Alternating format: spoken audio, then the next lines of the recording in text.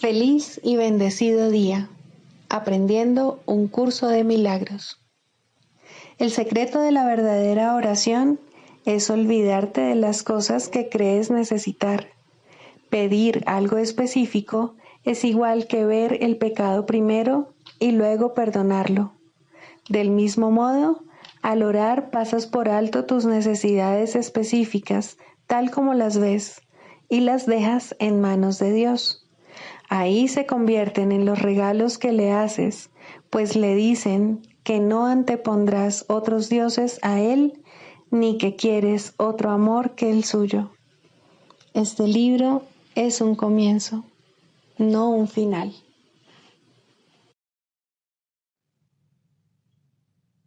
Del prefacio que postula, párrafo 11. La visión de Cristo es el don del Espíritu Santo, la alternativa que Dios nos ha dado contra la ilusión de la separación y la creencia en la realidad del pecado, la culpabilidad y la muerte. Es la única corrección para todos los errores de percepción, la reconciliación de los aparentes opuestos en los que se basa este mundo. Su benévola luz muestra todas las cosas desde otro punto de vista, reflejando el sistema de pensamiento que resulta del conocimiento y haciendo que el retorno a Dios no solo sea posible, sino inevitable. Lo que antes se consideraba una injusticia que alguien cometió contra otro, se convierte ahora en una petición de ayuda y de unión. El pecado, la enfermedad y el ataque se consideran ahora percepciones falsas que claman por el remedio que procede de la ternura y el amor. Las defensas se abandonan porque donde no hay ataque no hay necesidad de ellas. Las necesidades de nuestros hermanos se vuelven las nuestras porque son nuestros compañeros en la jornada de regreso a Dios. Sin nosotros, ellos perderían el rumbo. Sin ellos, nosotros jamás podríamos encontrar el nuestro. Introducción. Este es un curso de milagros. Es un curso obligatorio. Solo el momento en que decides tomarlo es voluntario. Tener libre albedrío no quiere decir que tú mismo puedas establecer el plan de estudios. Significa únicamente que puedes elegir lo que quieres aprender en cualquier momento dado. Este curso no pretende enseñar el significado del amor, pues eso está más allá de lo que se puede enseñar. Pretende, no obstante, despejar los obstáculos que impiden experimentar la presencia del amor, el cual es tu herencia natural.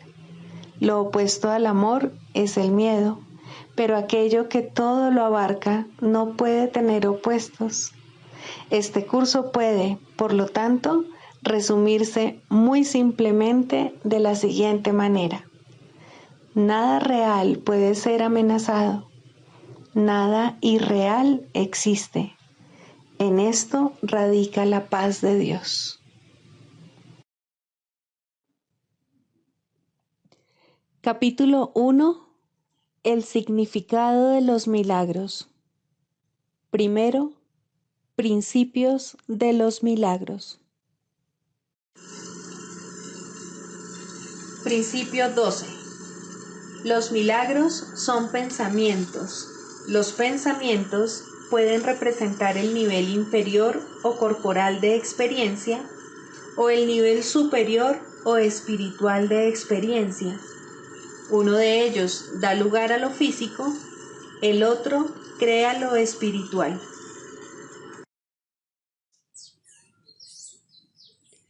Muchas clases de error, una sola corrección. Es fácil entender las razones por las que no le pides al Espíritu Santo que resuelva todos tus problemas por ti.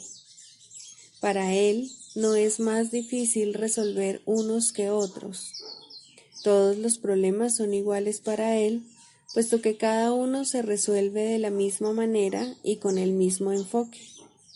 Los aspectos que necesitan solución no cambian, sea cual sea la forma que el problema parezca adoptar. Un problema puede manifestarse de muchas maneras y lo hará mientras el problema persista. De nada sirve intentar resolverlo de una manera especial. Se presentará una y otra vez hasta que haya sido resuelto definitivamente y ya no vuelva a surgir en ninguna forma. Solo entonces te habrás liberado de él. El Espíritu Santo te ofrece la liberación de todos los problemas que crees tener. Para él, todos ellos son el mismo problema, porque cada uno, independientemente de la forma en que parezca manifestarse, exige que alguien pierda y sacrifique algo para que tú puedas ganar. Mas solo cuando la situación se resuelve de tal manera que nadie pierde, desaparece el problema, pues no era más que un error de percepción que ahora ha sido corregido. Para él no es más difícil llevar un error ante la verdad que otro, pues solo hay un error, la idea de que es posible perder y de que alguien puede ganar como resultado de ello. Si eso fuese cierto, entonces Dios sería injusto, el pecado posible, el ataque estaría justificado y la venganza sería merecida. Para este único error, en cualquiera de sus formas, solo hay una corrección. Es imposible perder y creer lo contrario es un error. Tú no tienes problemas aunque pienses que los tienes.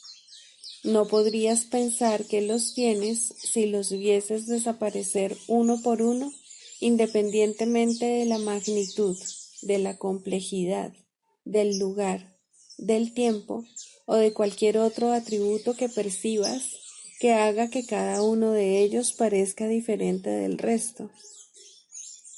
No pienses que las limitaciones que impones sobre todo lo que ves pueden limitar a Dios en modo alguno. El milagro de la justicia puede corregir todos los errores. Todo problema es un error. Es una injusticia contra el Hijo de Dios y por lo tanto no es verdad. El Espíritu Santo no evalúa las injusticias como grandes o pequeñas, mayores o menores. Para él, todas están desprovistas de atributos. Son equivocaciones por las que el Hijo de Dios está sufriendo innecesariamente. Y así, él simplemente le arranca los clavos y las espinas. No se detiene a juzgar si el dolor es grande o pequeño. Él emite un solo juicio. Herir al Hijo de Dios sería una injusticia, por lo tanto, no puede ser verdad. Tú, que crees que entregarle al Espíritu Santo tan solo algunos errores y quedarte con el resto te mantiene a salvo, recuerda esto. La justicia es total. La justicia parcial no existe. Si el Hijo de Dios fuese culpable, estaría condenado y no merecería la misericordia del Dios de la justicia. Por lo tanto, no le pidas a Dios que lo castigue porque tú lo consideres culpable y desees verlo muerto. Dios te ofrece los medios para que puedas ver su inocencia. ¿Sería justo que se le castigase porque tú te niegues a ver lo que se encuentra ahí ante ti?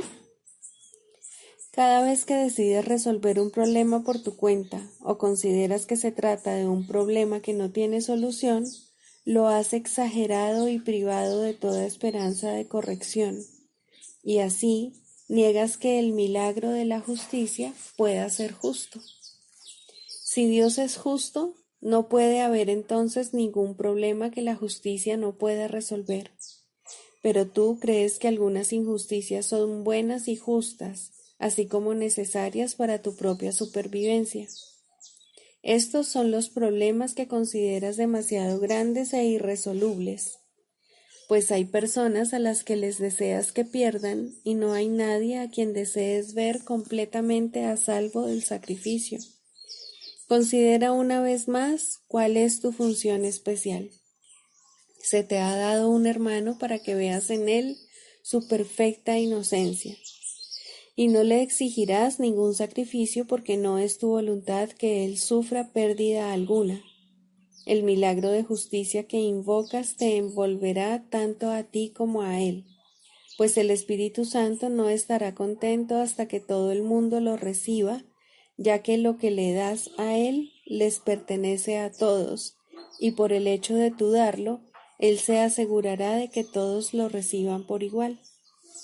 Piensa, entonces, cuán grande será tu liberación cuando estés dispuesto a dejar que todos tus problemas sean resueltos.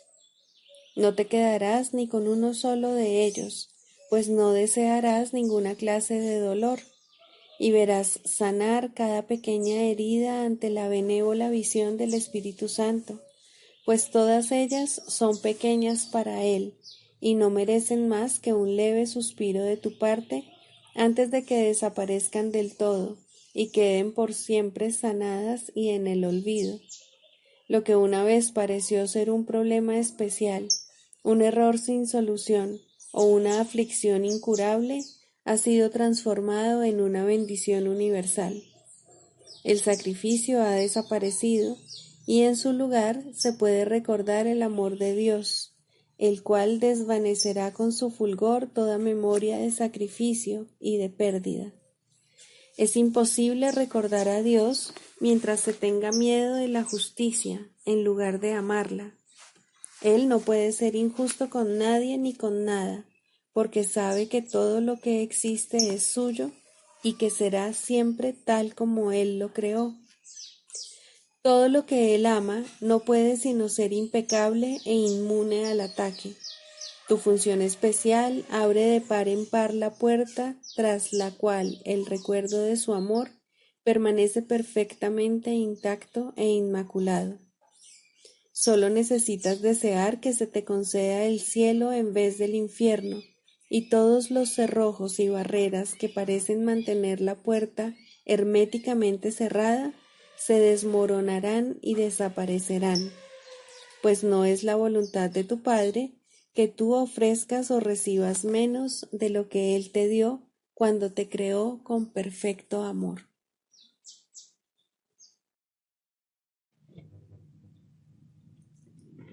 Libro de ejercicios. Pregunta 12. ¿Qué es el ego? El ego no es otra cosa que idolatría, el símbolo de un yo limitado y separado, nacido en un cuerpo, condenado a sufrir y a que su vida acabe en la muerte. Es la voluntad que ve a la voluntad de Dios como su enemigo y que adopta una forma en que ésta es negada. El ego es la prueba de que la fuerza es débil y el amor temible. La vida en realidad es la muerte y solo lo que se opone a Dios es verdad. El ego es demente, lleno de miedo, cree alzarse más allá de lo omnipresente, aparte de la totalidad y separado de lo infinito. En su demencia cree también haber vencido a Dios mismo, y desde su terrible autonomía ve que la voluntad de Dios ha sido destruida. Sueña con el castigo y tiembla ante las figuras de sus sueños, sus enemigos que andan tras él, queriendo asesinarlo antes de que él pueda proteger su seguridad atacándolos primero. El Hijo de Dios no tiene ego. ¿Qué puede saber él de la locura o de la muerte de Dios cuando mora en él? ¿Qué puede saber de penas o de sufrimientos cuando vive en una dicha eterna? ¿Qué puede saber del miedo o del castigo, del pecado o de la culpabilidad, del odio o del ataque, cuando lo único que le rodea es paz eterna, por siempre imperturbable y libre de todo conflicto, en la tranquilidad y silencio más profundos?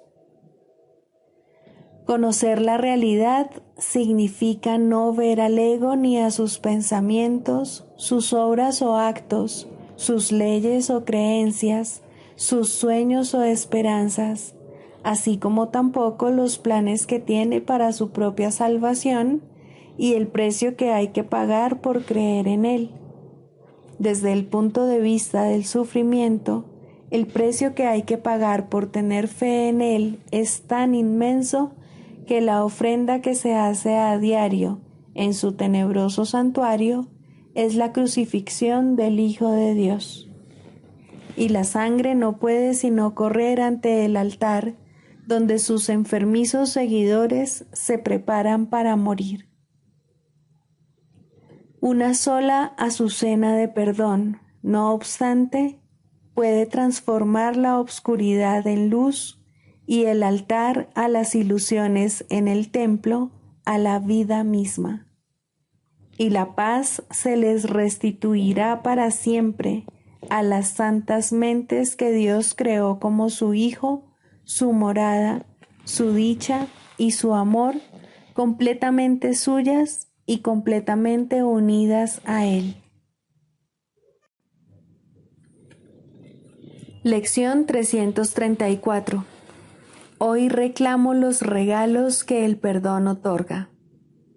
No esperaré ni un solo día más para encontrar los tesoros que mi Padre me ofrece. Todas las ilusiones son vanas y los sueños desaparecen, incluso a medida que se van tejiendo con pensamientos basados en percepciones falsas. No dejes que hoy vuelva a aceptar regalos tan míseros. La voz de Dios les ofrece su paz a todos los que escuchan y eligen seguirlo. Esto es lo que elijo hoy, y así voy en busca de los tesoros que Dios me ha dado. Busco solo lo eterno, pues tu Hijo no podría sentirse satisfecho con menos de eso. ¿Qué otra cosa, entonces, podría brindarle solaz, sino lo que tú le ofreces a su desconcertada mente y a su atemorizado corazón, a fin de proporcionarle certeza y traerle paz? Hoy quiero contemplar a mi hermano sin mancha alguna de pecado en él. Eso es lo que tu voluntad dispone que yo haga, pues así es como podré contemplar mi propia impecabilidad.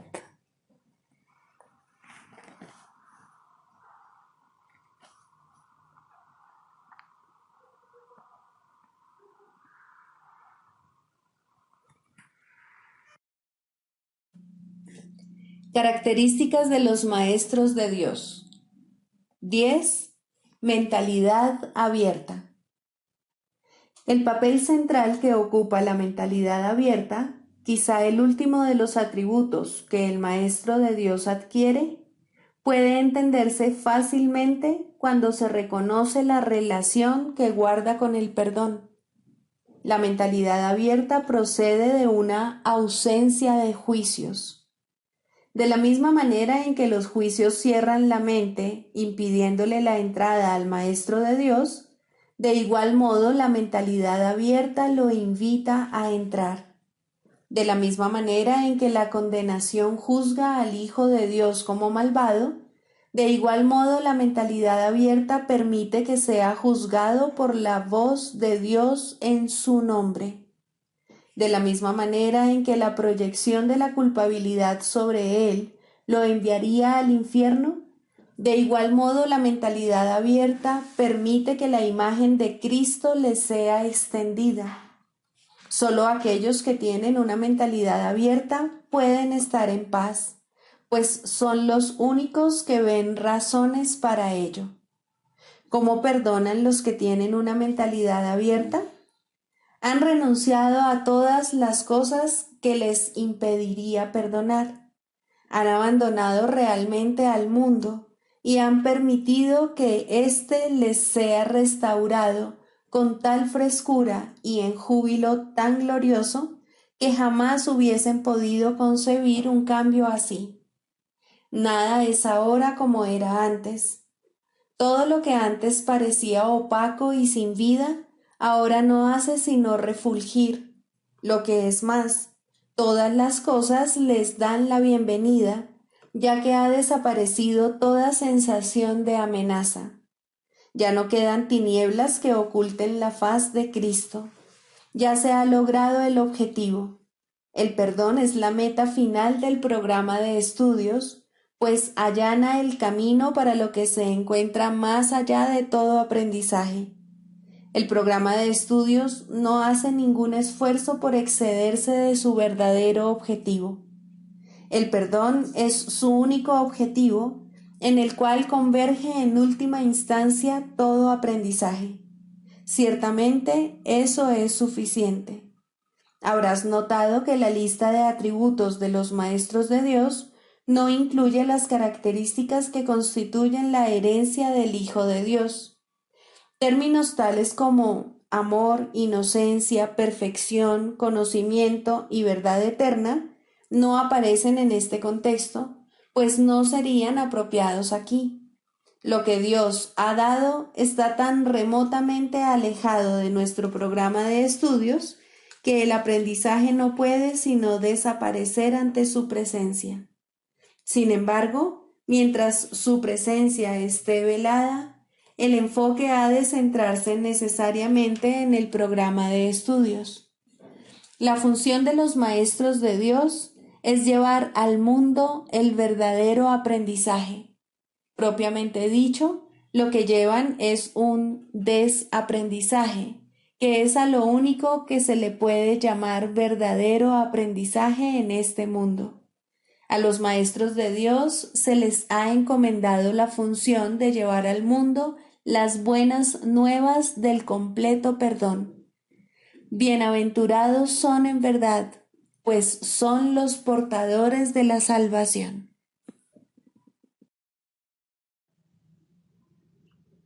Manual para el maestro, pregunta 16. ¿Cómo debe pasar el día el maestro de Dios? Para un maestro de Dios avanzado, esta pregunta es irrelevante. No tiene un programa fijo, pues las lecciones cambian de día en día. Pero el maestro de Dios está seguro de una sola cosa: las lecciones no cambian al azar. Al darse cuenta de esto y entender que es verdad, el maestro descansa contento. Se le dirá cuál ha de ser su papel hoy, mañana y siempre. Y aquellos que compartan ese papel con él, le encontrarán para que juntos puedan aprender las lecciones de ese día. Nadie de quien él tenga necesidad estará ausente. No se le enviará a nadie que no tenga un objetivo de aprendizaje ya establecido y que pueda aprender ese mismo día. Para el maestro de Dios avanzado, esta pregunta es, por consiguiente, superflua. Ya la planteó y ya se le contestó, y él se mantiene en continuo contacto con la respuesta. Ya lo tiene todo y ve desplegarse ante él, seguro y libre de obstáculos, el camino que tiene que recorrer. Pero, ¿qué ocurre con aquellos que todavía no han alcanzado la certidumbre que él posee? Esos aún no están listos para una falta de estructura así. ¿Qué es lo que tienen que hacer para aprender a entregarle el día a Dios? Hay algunas reglas generales a seguir, aunque cada cual debe usarlas a su manera como mejor pueda. Las rutinas como tales son peligrosas porque se pueden convertir fácilmente en dioses por derecho propio y amenazar los mismos objetivos para los que fueron establecidas. Se puede decir, por lo tanto, que en términos generales es mejor comenzar el día bien. Siempre es posible, no obstante, comenzar de nuevo si no se comenzó debidamente. Con todo, es obviamente ventajoso comenzarlo bien y de esa manera ahorrar tiempo. En un principio es aconsejable pensar en función del tiempo, aunque este no es de ningún modo el criterio esencial, Probablemente es el más fácil de observar al principio.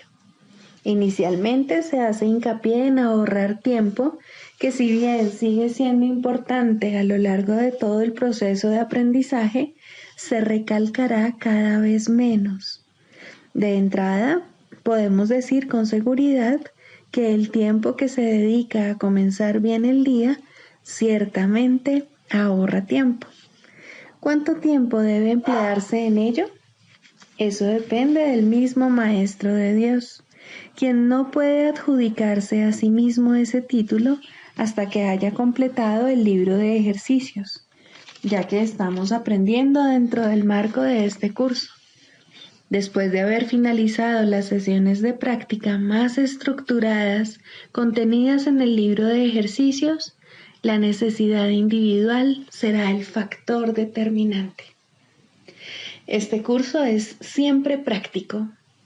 Puede ser que el Maestro de Dios no se encuentre en una situación que sea conducente a pasar unos minutos en un estado de quietud, nada más al despertarse. Si ese es el caso, que recuerde tan solo que su elección es pasar un ratito con Dios lo antes posible y que lo haga. La cantidad de tiempo que dedique a ello no es lo más importante. Uno puede fácilmente pasarse 1 hora sentado, inmóvil, con los ojos cerrados y no lograr nada. O bien puede, con igual facilidad, dedicarle a Dios solo un instante y en ese instante unirse a Él completamente. Quizá la única generalización que puede hacerse al respecto es la siguiente.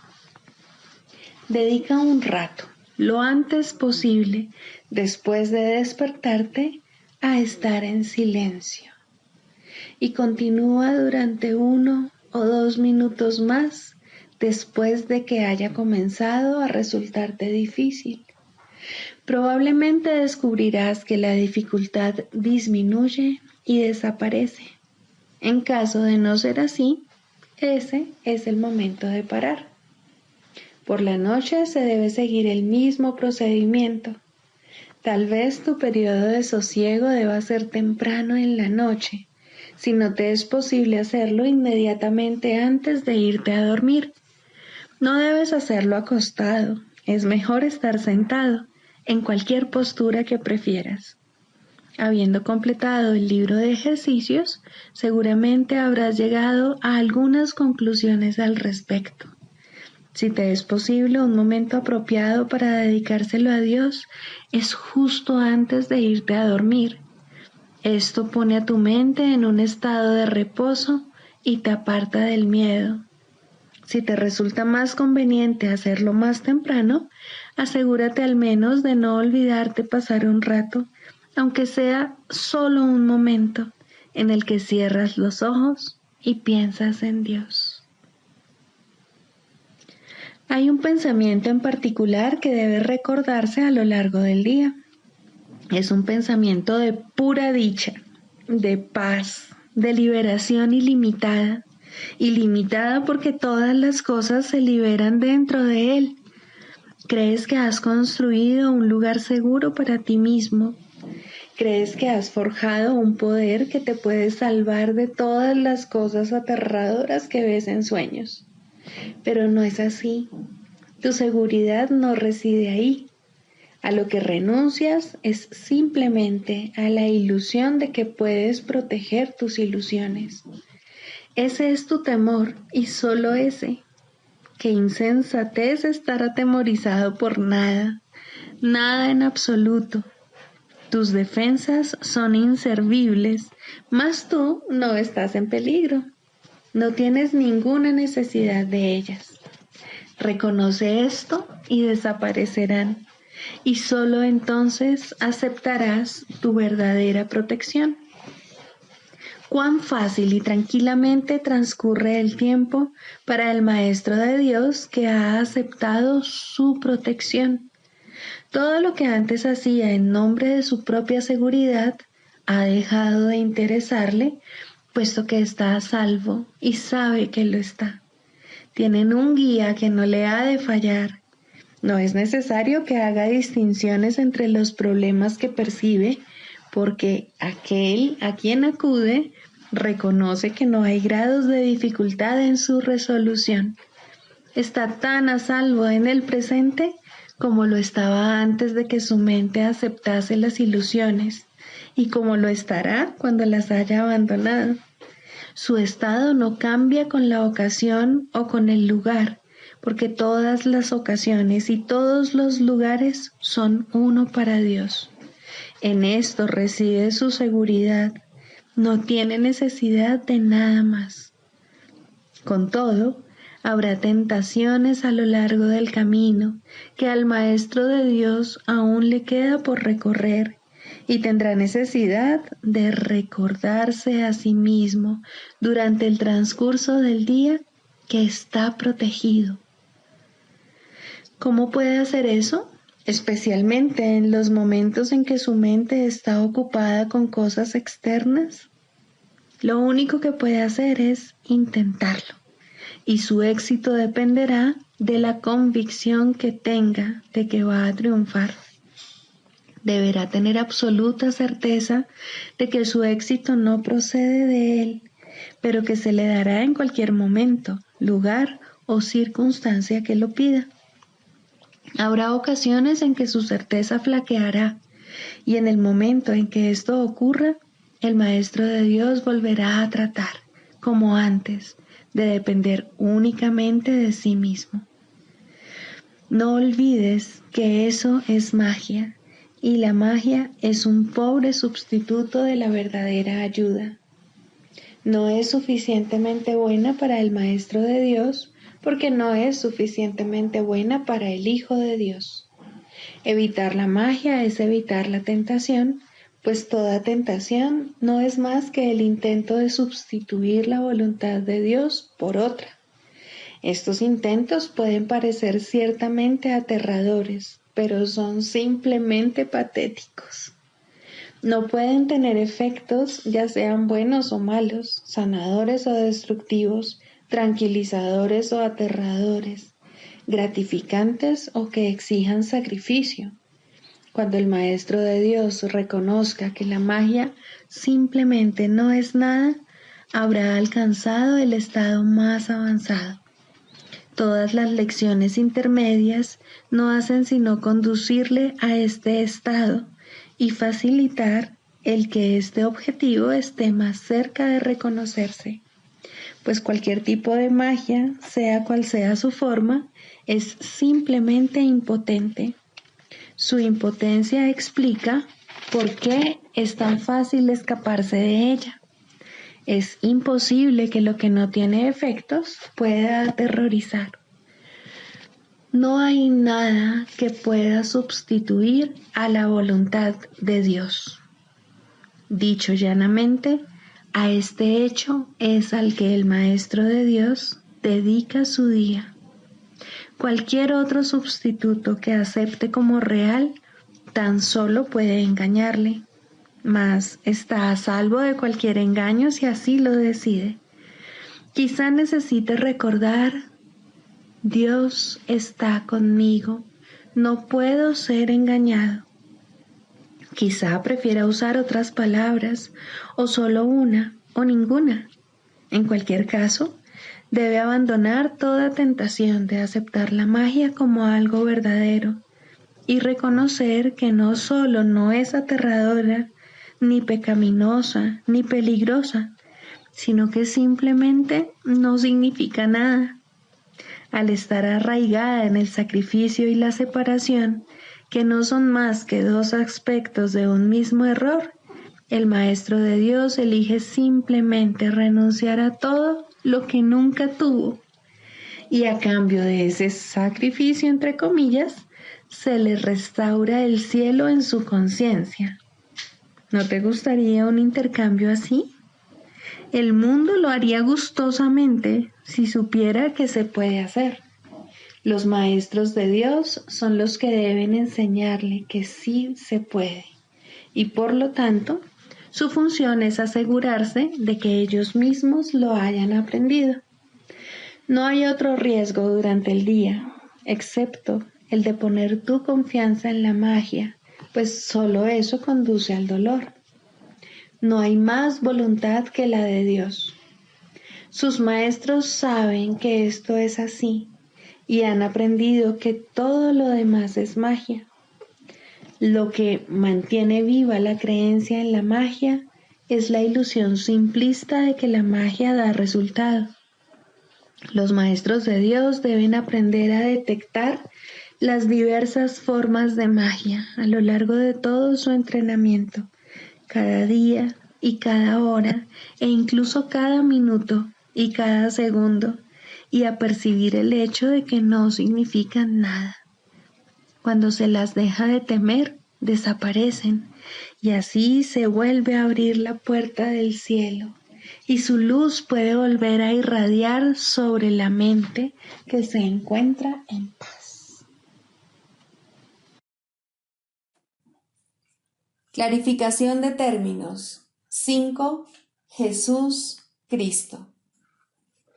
No necesitas ayuda para entrar en el cielo, pues jamás te ausentaste de él, pero sí necesitas una ayuda que proceda de más allá de ti, pues te encuentras limitado por falsas creencias con respecto a tu identidad, la cual solo Dios estableció en la realidad.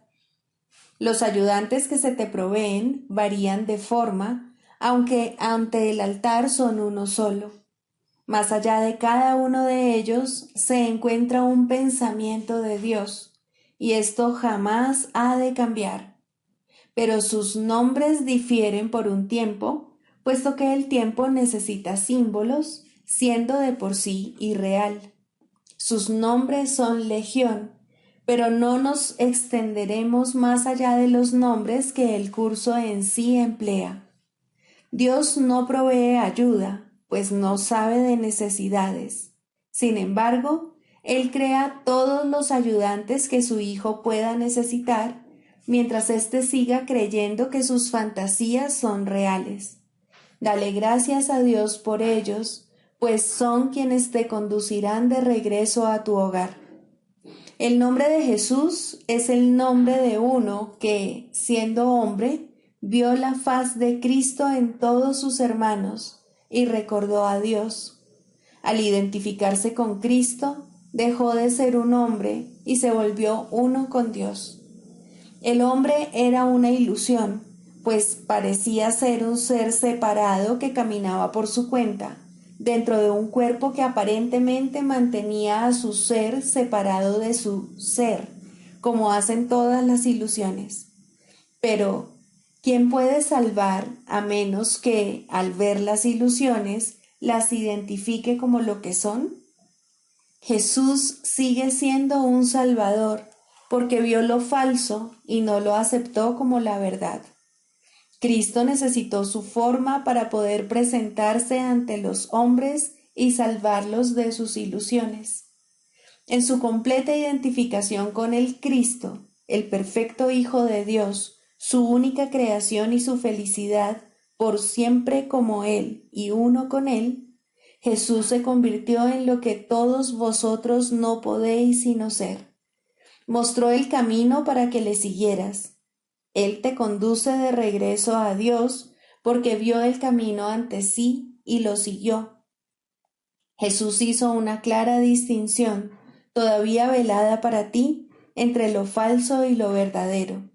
Te ofreció una demostración palpable de que es imposible matar al Hijo de Dios y de que el pecado, la maldad, la malicia, el miedo o la muerte no pueden alterar su vida en modo alguno. Todos tus pecados, por lo tanto, te han sido perdonados, ya que jamás tuvieron consecuencia alguna, y así no fueron más que sueños. Levántate con aquel que te mostró esto, ya que se lo debes por haber compartido contigo tus sueños para que pudieran ser disipados, y todavía los comparte para mantenerse en unión contigo. ¿Es Él el Cristo? Por supuesto que sí, junto contigo. Su vida en la tierra no fue lo suficientemente larga como para poder enseñar la poderosa lección que aprendió por todos vosotros. Mas Él permanecerá contigo para conducirte desde el infierno que tú hiciste hasta Dios. Y cuando unas tu voluntad a la suya, verás a través de su visión, pues los ojos de Cristo se comparten. Caminar con Él es algo tan natural como caminar con un hermano al que conoces desde que naciste, pues eso es en verdad lo que Él es. Se han hecho amargos ídolos de aquel que solo quiere ser un hermano para el mundo. Perdónale tus fantasías y comprende lo mucho que amarías a un hermano así, pues Él por fin le brindará descanso a tu mente y la llevará contigo ante tu Dios. ¿Es Él el único ayudante de Dios? Por supuesto que no, pues Cristo adoptará muchas formas con diferentes nombres hasta que se reconozca la unidad de todas ellas. Mas para ti, Jesús es el portador del único mensaje de Cristo acerca del amor de Dios. No tienes necesidad de ningún otro. Es posible leer sus palabras y beneficiarse de ellas sin aceptarle en tu vida, mas Él te ayudaría todavía más si compartieses con Él tus penas y alegrías y renunciases a ambas para hallar la paz de Dios. Con todo, lo que Él quiere que aprendas más que nada sigue siendo la lección que vino a enseñar, la cual reza así: la muerte no existe porque el Hijo de Dios es como su Padre. No puedes hacer nada que pueda alterar el amor eterno. Olvida tus sueños de pecado y de culpabilidad, y en su lugar ven conmigo a compartir la resurrección del Hijo de Dios, y trae contigo todos aquellos que Él te ha enviado para que cuides de ellos, como yo cuido de ti. 3. La práctica de la psicoterapia. Primero, la selección de pacientes. Todo aquel que se te envía es un paciente tuyo. Esto no significa que tú lo selecciones ni que escojas la clase de tratamiento adecuado, pero sí significa que nadie viene a ti por error. No hay errores en el plan de Dios. Sería un error, sin embargo, presumir que sabes lo que debe ofrecerse a todo el que viene. No te corresponde decidirlo. Hay una tendencia a asumir que se te llama constantemente a sacrificarte por aquellos que llegan. Esto difícilmente podría ser cierto. Exigir que te sacrifiques es exigir un sacrificio de Dios. Y Él no sabe nada del sacrificio. ¿Quién podría pedirle a lo perfecto que sea imperfecto? ¿Quién decide entonces lo que cada hermano necesita? Seguramente no tú, que aún no reconoces quién es aquel que pide. Hay algo en Él que te lo dirá si escuchas. Y esa es la respuesta. Escucha. No exijas, no decidas, no sacrifiques. Escucha. Lo que oyes es verdad. ¿Mandaría Dios su Hijo a ti sin estar seguro de que reconoces sus necesidades? Piensa lo que Dios te está diciendo. Él necesita que tu voz hable por Él. ¿Podría ser algo más santo? ¿O ser un regalo mayor para ti? ¿Preferirías escoger quién sería Dios o escuchar la voz de aquel que es Dios en ti? Tus pacientes no necesitan estar físicamente presentes para que les sirvas en el nombre de Dios. Esto puede ser difícil de recordar, pero Dios no va a consentir que sus regalos para ti se limiten a los pocos que en efecto ves. Puedes ver otros también, pues la visión no está limitada a los ojos del cuerpo. Algunos no necesitan tu presencia física, te necesitan tanto y tal vez más en el instante en que se envían. Los reconocerás en la forma que pueda ser más útil para ambos. No importa cómo vengan, serían enviados en la forma en que sea más útil. Un nombre, un pensamiento, una imagen, una idea, o tal vez simplemente una sensación de estar llegando a alguien en alguna parte. La unión está en las manos del Espíritu Santo. No se puede evitar lograrla. Un terapeuta santo, un maestro de Dios avanzado, nunca olvida una cosa. No fue él quien hizo el currículo de la salvación, ni quien estableció su parte en él. Entiende que su parte es necesaria para el todo y que a través de ella reconocerá el todo cuando su parte esté completa. Entre tanto, debe aprender, y sus pacientes son el medio que se le ha enviado para su aprendizaje. ¿Qué otra cosa sino gratitud podrías sentir por ellos y hacia ellos? Traen consigo a Dios. ¿Rechazaría este regalo por un guijarro o cerraría la puerta al Salvador del mundo para dejar entrar a un fantasma? Que no traicione al Hijo de Dios. Quien lo llama está más allá de su comprensión, pero no se alegraría de poder responder cuando sólo así será capaz de escuchar la llamada y entender que es la suya.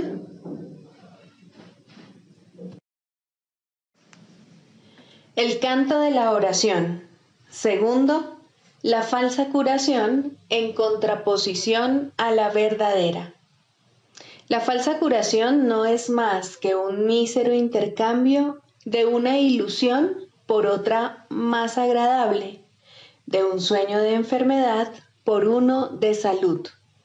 Esto puede ocurrir en los primeros niveles de oración en combinación con un perdón bien intencionado, pero aún no comprendido del todo.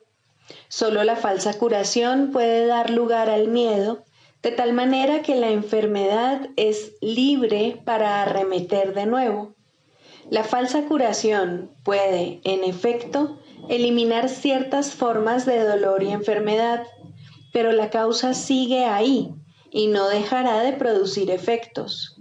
La causa sigue siendo el deseo de morir y de vencer a Cristo, y con este deseo, la muerte es segura, pues a la oración se le da respuesta.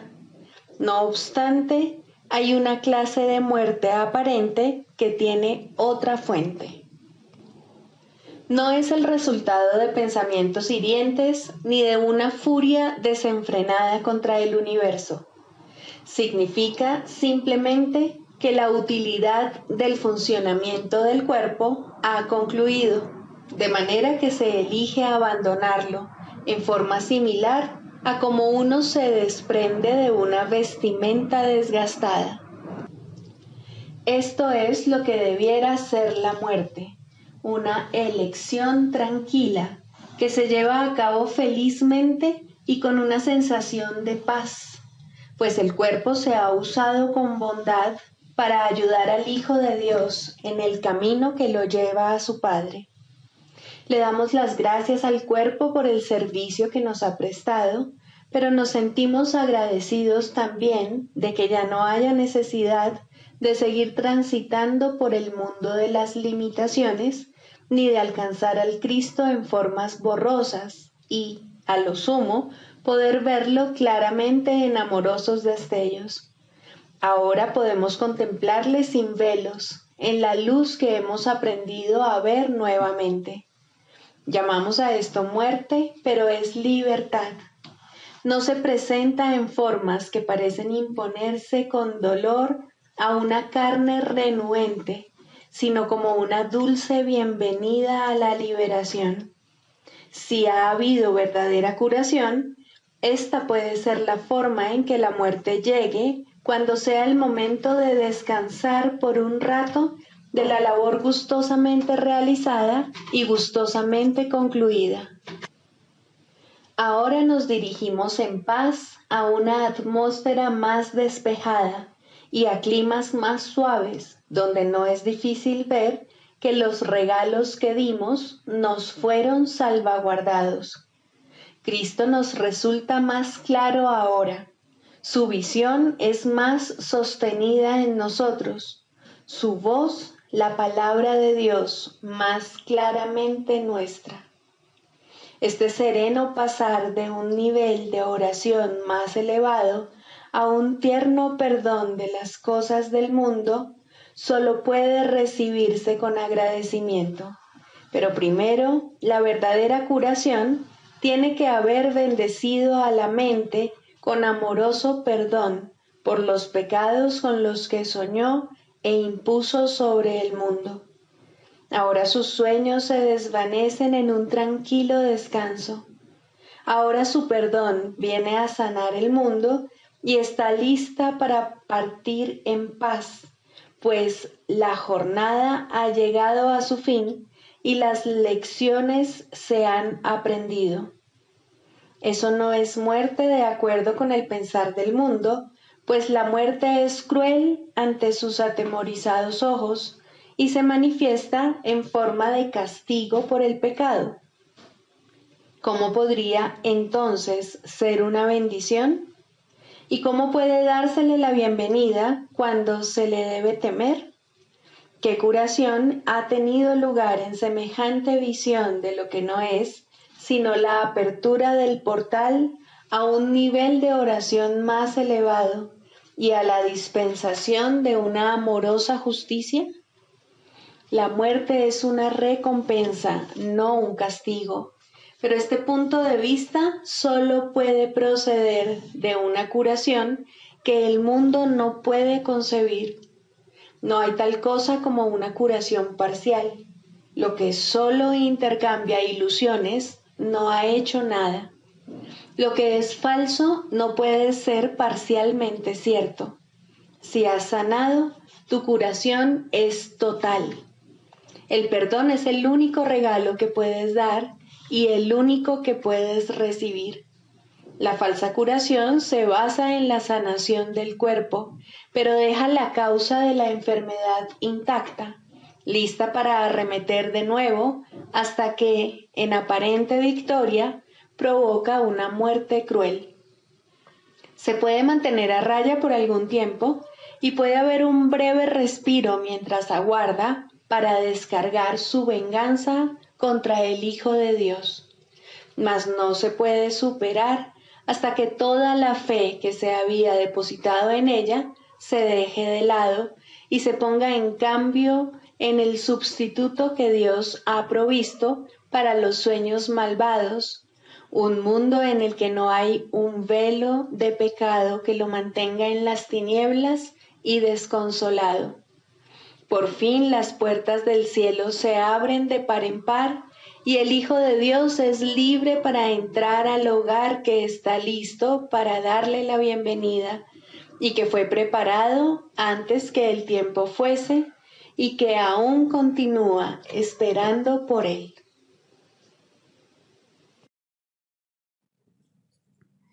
Sigamos a Jesús haciendo del perdón algo tan natural como respirar y algo tan vital como el aire. Amén.